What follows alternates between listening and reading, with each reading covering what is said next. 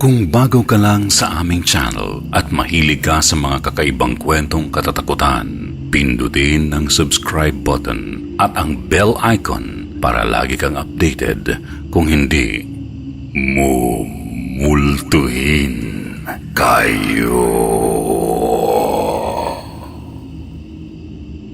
Kwentong Takip Silim. Ang hardinero ng doktor na walang pangalan. Masaya si Toti dahil mayroon siyang bagong pagkakakitaan bilang hardinero sa isang magandang bahay ng doktor. Kinagabihan ay tinawagan siya nito. Basta, bawal pumasok sa loob ng bahay. Hardin lang ang pakikialaman mo. Alagaan mo ang hardin ko dahil mas mahalaga pa yan sa buhay mo. Banta ng doktor. Napakunot ang noo ni Toti sa kanyang narinig at sumagot. Wala po kayong poproblemahin sa akin, sir. Mapagkakatiwalaan po ako.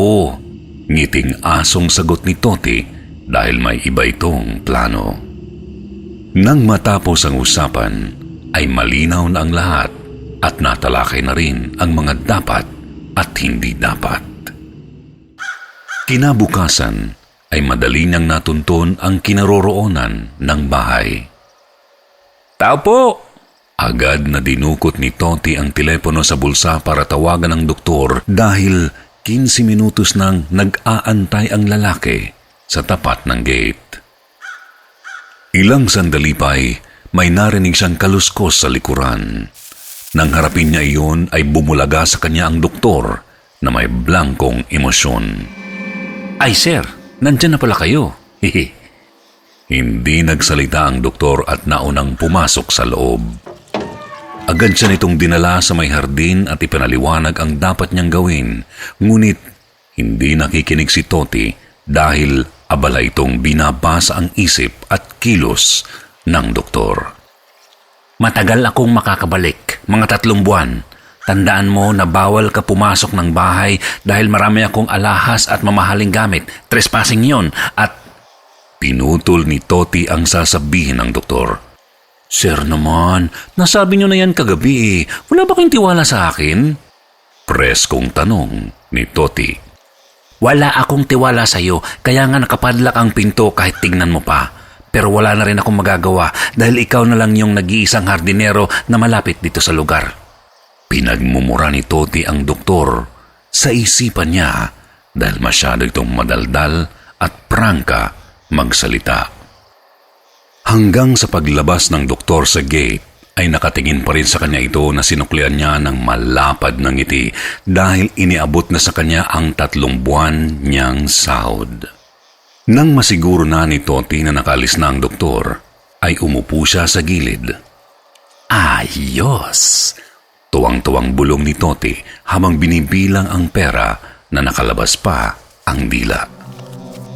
Napalingon siya sa magandang bahay ng doktor at naalala niya ang sinabi nito tungkol sa mga alahas at mamahaling gamit. Tumayo siya para simulan na ang kanyang trabaho. Ang pinakalayunin niyang pasukin ang loob ng bahay. Anong huwag pumasok? Anong ko tanga? Nangingiting sabi ni Toti habang kinukuha ang lagaring bakal upang sirain ang kandado ng pinto. Bigla na lang natawa habang umiiling ang lalaki dahil naiwan ng doktor ang kandado na hindi maayos ang pagkakasara.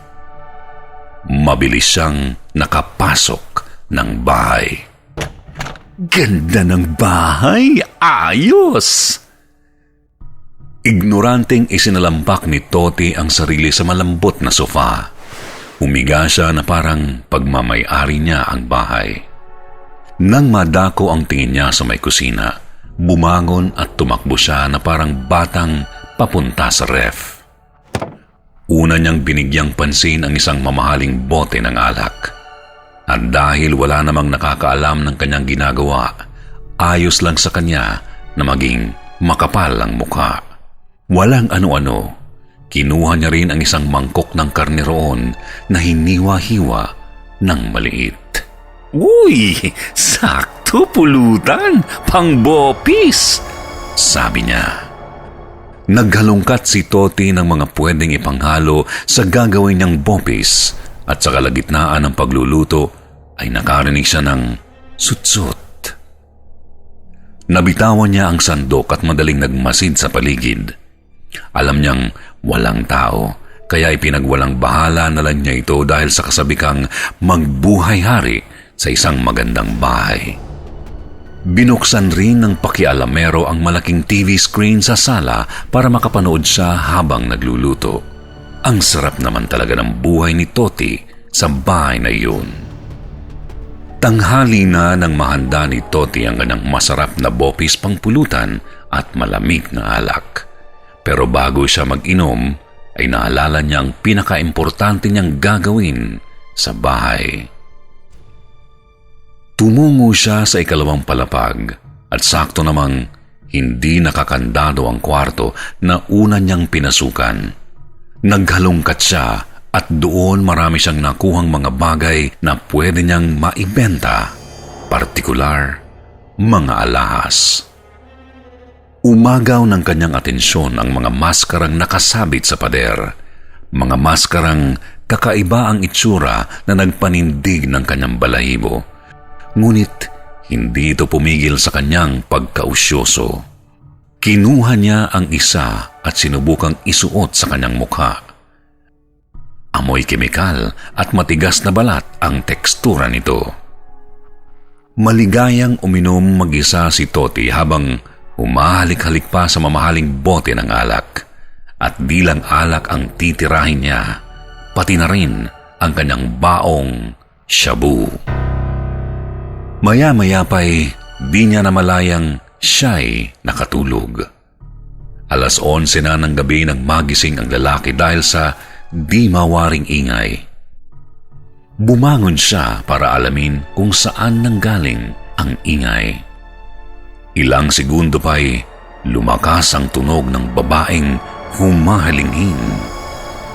Gising na gising ang utak ni Toti na parabang kakaibang tama ng sensasyon ang binigay sa kanya ng alak at shabu. Pinakinggang mabuti ng lalaki ang tunog. At hindi nga siya nagkakamali. Totoo ang kanyang naririnig sa loob ng bahay. Nang masulyapan ng adik ang hagdan, ay nakita niya ang isang babae na umakyat rito. Sinundan niya ang babae ng walang kaba o takot. "Jajakpat muna ako bago sumibat," bulong ng lalaking may tama ng droga. Ilang sandali pa'y unti-unting lumayo ang babaeng nakatalikod at sabik na sinundan muli ito hanggang sa nakita niyang tumagos ang katawan ng babae sa may isa pang pinto. Hindi ito pinansin ng lalaki dahil sa impluwensya ng shabu at sa nais nitong makatikim ng laman. Maingat itong naglakad papalapit sa kwarto at matapang niyang binuksan ang naturang pinto. "May tao ba dyan, ha?" "Hoy!" sigaw niya habang papasok sa madilim na kwarto. Walang sumagot. Kinapa niya ang pader upang hanapin ang pindutan ng ilaw at nang magliwanag ay nakita niya ang mahabang lababong panglaboratorio. Malinis at puting-puti ang kulay. Sa dulo ng laboratorio ay may isa pang pinto kung saan nakatayo ang babaeng nakatalikod. Mahaba ang buhok ng babae at gumagawa ng kakaibang tunog na ikinasasabik lalo ni Toti. Pumasok ang babae sa loob ng kwarto. Unti-unti siyang nagtungo sa loob ng madilim na kwarto at naaninag ang babae na nahiga sa kama. Ito na ang tamang pagkakataon. Patuloy pa rin ang tunog ng halinghing at mabilis niyang sinunggaban ang babaeng nakahiga sa dilim. Nabigla ang lalaki nang yumakap sa kanya ang malamig na bangkay. Nanlalagkit ang kanyang katawan. Bumukas ang ilaw at nakita niya ang kanyang sarili na basa sa dugo. Ang halinghing ay napalitan ng sigaw na parang kinakatay na nanggagaling sa di malaman kung saan. Masuka-suka siyang tumayo nang makita ang bangkay ng babae na binalatan ang mukha na naliligo sa madugong kama. Napaupo sa sahig habang nanlalaki ang mga mata. Nakasabit ang iba't ibang parte ng katawan ng tao. May kamay, braso, hita at ulo na walang mukha ng mga biktima na nagmistulang karni ng hayop na ibinebenta sa palengke. Hindi nakatayo sa takot si Toti. Nakaupo siyang gumagapang paatras at napatingala ng maaninag ang mahabang buhok ng babaeng nakayuko sa kanyang likuran. Teka lang, wala akong kasalanan sa inyo. Tumakbo siya sa ibaba upang lumabas ng bahay. Hindi na niya naalala pa ang pera at mga bagay na ninakaw niya. Sa pagbukas ng pinto ay maraming ilaw ang bumungad sa kanya. May puting ilaw, asul at pula. Kasunod ay sigaw ng isang lalaking, Huwag kang kikilos ng masama!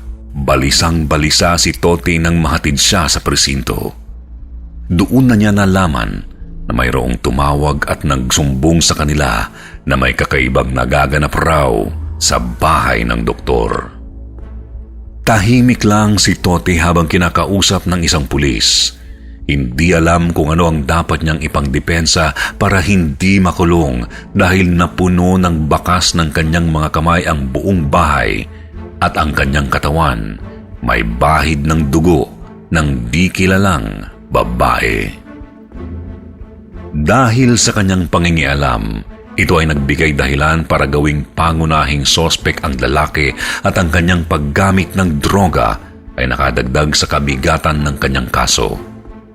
Hindi na mahanap ang doktor at pinaniniwalaang pinatay din ito ni Toti. Nakulong si Toti sa salang pagpatay ng karumal-dumal ng 5 kababaihan kasama ang may-ari ng bahay. Lingid sa kaalaman ng lahat ay nagpalit na ng pangalan ang doktor. Itinapon niya ang lahat ng kanyang mga gamit na posibleng gawing ebidensya sa krimeng ginawa niya. Siya rin ang tumawag sa mga pulis upang magsumbong at ma-set up si Toti. Kinabukasan, habang hinihimas ni Toti ang reha sa piitan, ay bigla na lang bumula ang bibig nito at nangisay.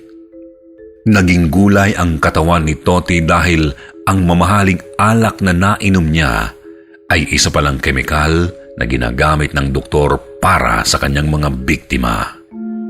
Ang bopis na kanyang niluto ay ang mga tira-tirang lamang loob ng mga babaeng sinuyo ng doktor. Inuwi sa bahay, pinag-eksperimentuhan ang kanilang katawan, binalatan ang mukha at ginawang maskara na kanyang kinolekta. Di nagtagal ay dumating ang swerte sa kanyang buhay dahil may isang taong nagmagandang loob para ipiyansa ang lalaki. Pagdilat ng mata ni Toti ay nakahiga siya sa isang kama. Ako ang nagpiyansa sa iyo, sabi ng lalaking paparating. Nais niyang pasalamatan ang taong ito dahil alam niyang wala siyang kasalanan. Kinabahan si Toti nang mapansin ang paligid. May pamilyar na kagamitan na pang-laboratorio. Maya-maya pa'y gumalaw ng kusa ang kanyang mga kamay at binti. Pumaswit ang mga tunog ng ahas. Ang kanyang mga kamay ay naging ulo ng buhay na sawa. Ang kanyang mga binti ay naging mahabang buntot ng ahas na gumagalaw. Pinag-eksperimentuhan ang kanyang katawan. Pumalahaw si Toti nang makita niya ang lalaki. Tagumpay tayo! Makakakilos ka na! Maluhaluhang sabi ng doktor na walang pangalan.